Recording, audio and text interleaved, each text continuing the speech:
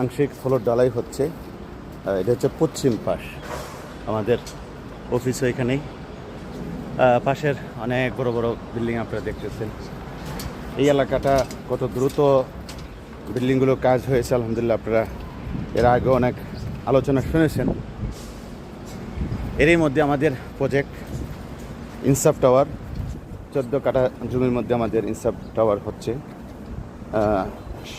আমি সর্বপ্রথম আল্লাহ তাআলার নিকট আমাদের এই প্রজেক্টের জন্য দোয়া করতেছি। আল্লাহ তাআলা যেন আমাদের এই প্রজেক্টের কাজ অগ্রগতি কামনা করছি, দ্রুত শেষ করতে পারি। আল্লাহ তাআলা যেন আমাদেরকে কবুল আর মঞ্জুর করেন।